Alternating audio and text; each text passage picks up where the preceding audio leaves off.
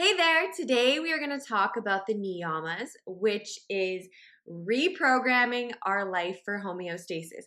So if you didn't already watch the Yamas video, which was the How to Overcome Suffering, episode 1 and 2, I would suggest watching those first and I'll link them down below.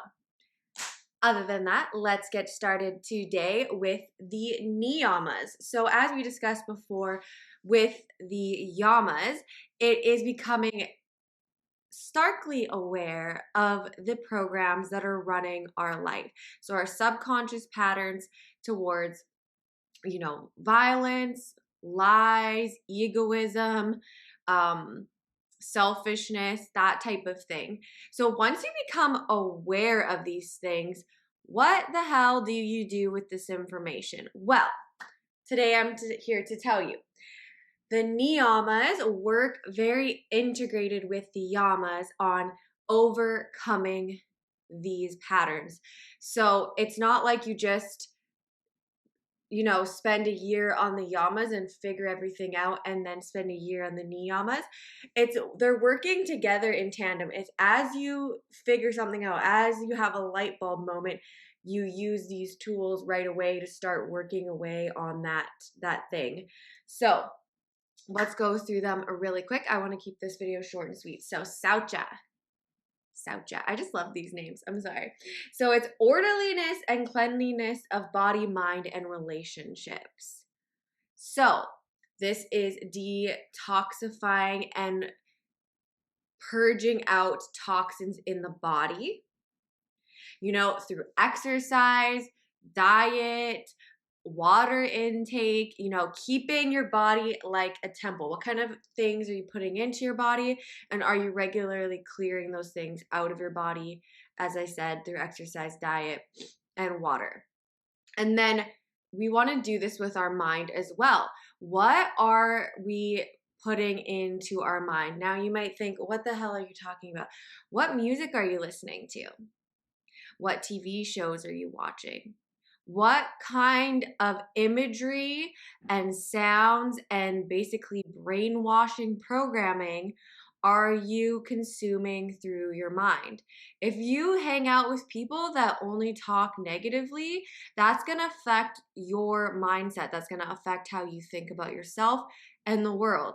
And think about TV shows. I mean, this one was really hard for me because I am a horror junkie. I love scary movies, and I also liked like really hardcore kind of gangstery movies with a lot of death. I don't know. I'm not a psychopath, I swear, but like Game of Thrones, Sons of Anarchy, all that kind of stuff. But actually, when I learned about this and realized like what you're consuming affects you, I actually did realize how it would change my mood. Like it would put me in a worse mood to watch those types of shows.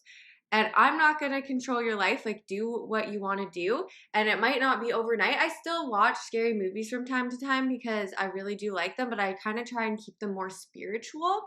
And I look at them in a different respect. Like a lot of them have really good storylines where there was someone who was terribly victimized and then they become a spirit that becomes vengeful. So you can kind of understand where they're coming from for their story. But like anytime I would watch shows where like all the guys in the show are like cheating or the women are always cheating or there's people cheating all the time, it actually affected my mindset in my own relationship. It would make me like skeptical of like, oh my God, is someone cheating? Do they think I'm cheating? What's going on? When realistically, not everybody's a cheater. They just make it seem like that in certain shows. So it affects the way you think about things. So it's being able to purge out old programming, like every man's a cheater or whatever it is, and be aware of what kind of imagery, gory death scenes, lots of cheating scenes, whatever, that you're putting into your brain. Even the verbiage of songs, like what are they actually saying in the song? Because there's songs that are super catchy and hip that I won't even listen to because it's like borderline stalker-esque or something, or what they're saying in the song is like super degrading. whatever that is. So just think about that. So it's like purging the body and the mind regularly of things that aren't serving you, that aren't bringing you joy, but then also not putting new information in if you can help it, and being aware. Like you can be aware, oh, this song doesn't say very nice things, I'm not going to listen to that anymore, or I'm going to flip to the next station or whatever. And also a bigger whole of this is our relationships. And like I said at the beginning, our relationships with other people, are they negative? Are they constantly making you feel yucky afterwards? That might mean you need to step back from that relationship and spend less time with that person. Unfortunately, I know it's a hard thing to do, especially if you're empathetic, to set boundaries like that, but you had to realize your body, the way you feel, and your energy is sacred, and you need to be able to keep that kind of toxicity out of your life. So reprogramming relationships, it's not just cutting people out, but also looking at the good parts of them as well, and focusing your energy on that. So with my husband, it was really easy for me to pick him apart and like find reasons to hate him. Before I started a practice of writing gratitude for him every single day and listing all the things that I love about him. And I swear to God, over the last 2 years, our relationship has massively shifted. Like we barely ever fight. And he's the same person. I never attacked him and said he needed to change. But by me changing and changing my perspective, he could sense less animosity towards him and started caring for me more in return. It's a weird dynamic, but it works.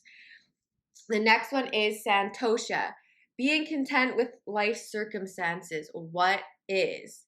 So, unfortunately, in this life, there are things we cannot control. Things are going to happen. People are going to get sick. People are going to die. You're going to lose your job.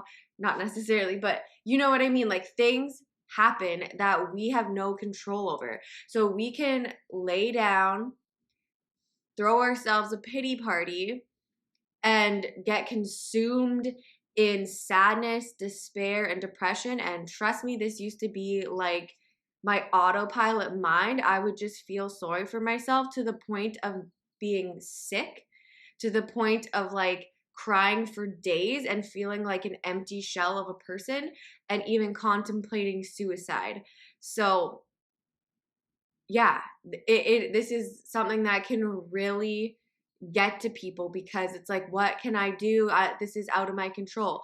But the truth is, we can't control everything that happens in the world, but if we accept what is, if we can accept it, we can still feel. We don't have to just be these happy robots all the time.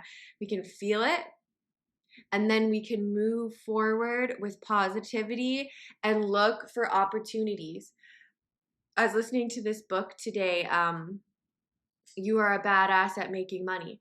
And she was even talking about your car could technically, could happen. Your car could break down on the way to a job interview, and you could be so mad and be angry for months that, well, it's all the car's fault, because if that didn't happen, you would have got that job and blah, blah, blah. But there's opportunity there. What if you would have hated that job, and the fact that you didn't get it because of your car breaking down actually led you to a way better job that fulfilled you so much more like 2 weeks later? Or what if the paramedic that came on scene ended up being the love of your life? There's so many different ways that the universe can deliver happiness and pleasure to you, that sometimes it comes in weird ways. Like sometimes something that feels like a failure is actually just a roadblock to reroute you to a more happy and blissful path. So when you can look at it that way, it's a lot easier to get out of that depression, get out of that funk that initially you're going to feel when something goes wrong, and move forward with purpose. Then we have tapas, discipline, focus, and surrender in order to experience universal consciousness. So a lot of time in yoga, tapas is also interchanged with the word heat. Like, let's create some tapas, let's create some heat in this class. But tapas isn't just physical heat. It is something that is difficult, that you have to work on, that makes you feel uncomfortable, but leads to a result. So a physical practice of yoga, for sure, it could create heat. Tapas might be you sitting in chair pose for 3 minutes while your legs are literally shaking from under you. You're breathing so heavy, sweating, and you feel like all you want to do is straighten your legs and give up, but you push yourself to the next level. And that's where change happens. Once that shaking starts to happen, once you're really in the fire of it, that's when the change occurs. But this can happen in life as well. For instance, meditating. Meditating can create a lot of tapas because when you first start, you have so little time actually sitting in silence, in tune with your body. And most of the time is spent with you wondering how you actually think as much as you do. Because you're like, you realize, wow, I actually think a lot, and my thoughts lead to another thing, to another thing, to another thing. And constantly bringing your attention back to the body is a lot of work. It takes a lot of focus, but it reaps benefits in the end. Same with maybe you want to write a book. It might take a lot of energy. It might take a lot of discipline to not check your phone and your emails and get up and start cleaning your house and go make yourself food. And the billion different distractions that we can come up with instead of just sitting there and focusing and getting it done. But if you do that, then in the end, you're going to become such a better writer and you're going to achieve a goal. And it's all from that discipline and focus and surrender. Next, we have Svariyaya. I hope I said that right. Svariyaya. Self-awareness, a willingness to look at ourselves truly, what we like, what we don't like, and also how we contribute to the problem or to the solution. So it's having absolute honesty with yourself to say, you know what? This isn't working for me. Let's try something different. It might be realizing that, being an accountant is something you just did to please your parents because you had a belief that the only way that you were going to make it in life was having a secure college job. But really deep down, all you want to do is open a dog grooming business. It's having that real honesty with yourself about what it is that your heart desires and what it is that repels you. It also, like I said before, is honesty of yourself in a situation. It's so easy to get in a fight with somebody or, look at your boss and think, oh, they're a jerk or they're wrong or everyone's out to get me. It is a lot more difficult, but a lot more rewarding to look at yourself in that situation with complete and utter honesty and see if you were actually living up to the expectations, if you said things that were hurtful and you knew it, if you were being honest with that person or yourself, etc., etc. And then, last but not least, Ishvara Pranidhana. Surrender to the universal consciousness, not letting the ego run the show. Knowing that we have a special, unique place in this universe, but in the grand scheme of things, we are just a small drop of water in the universal consciousness. So a small drop of water in the giant ocean of what is life. So every move and action we make matters in the grand scheme of things, but also we are just one part of a bigger whole. We're not better or worse than anybody else. So this really plays in with egoism, as I talked about in the kleshas. It's being able to be proud and loving of yourself, not placing yourself below others. I can't do it because they're better than me. I'll never make that much money because I'm not smart as them. Whatever it is that could place you lower is just as egoic as placing yourself above somebody else because of X, Y, Z. So it's being able to view yourself on the same plane as everyone else. We're all just doing our best with the knowledge that we have to get ahead and to feed ourselves and our families and to bring happiness and joy into our lives. Do some of us go about it in the wrong way? 100%, because we're so conditioned by our circumstances and by the people that raised us that sometimes what we're doing in order to make our lives better isn't working and in fact making us suffer. But that doesn't mean that any of those people are necessarily bad or good. It just means that they don't have the right information, the right and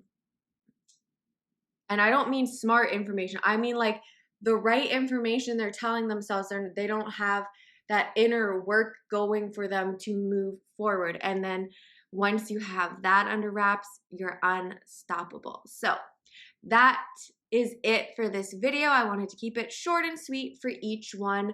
And I wanted to let you know that if this work interests you and you find it fascinating and wanted to work with somebody one-on-one, I am taking private clients right now, not only for yoga, we could do a whole hour of yoga, but also for mindset coaching like this, and we could even integrate the two of them if that's interesting to you.